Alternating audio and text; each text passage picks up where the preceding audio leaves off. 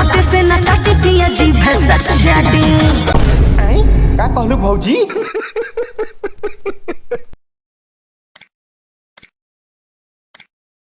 रउए लडले रही दूध में जोरन।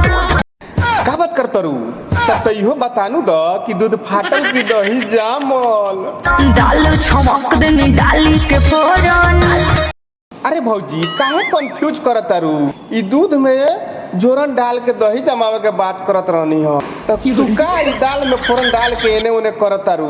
हलावल फुसलावल तनी कम कर आ मेन पॉइंट पे आवा ना।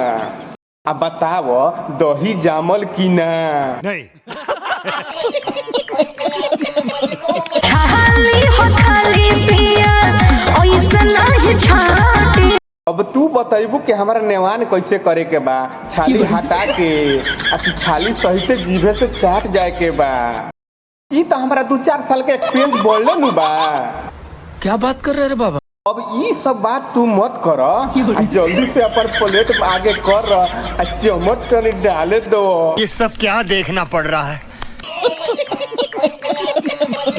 दांत से न काटे का कहलू भौजी? दांत से न काटे पिया जी, दांत से न काटे पिया जी। ना हो हमार करेजा ना काटब, लेकिन हम का करी? तारी मलपुआ जैसन जवानी देख के हमरा कंट्रोल होखेला, जोश में होश खो बैठीनी। लेकिन ठीक बा हम आगे से कोशिश करे।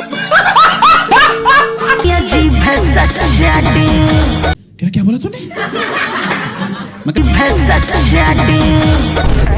दांत से न काटे पिया जी भसक जाटे।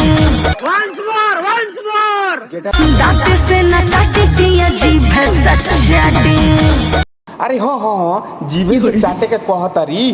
अब तो चस्का लग गया है। लागत भौजी चटवावे के बहुत एक्सपीरियंस बता रहा हो।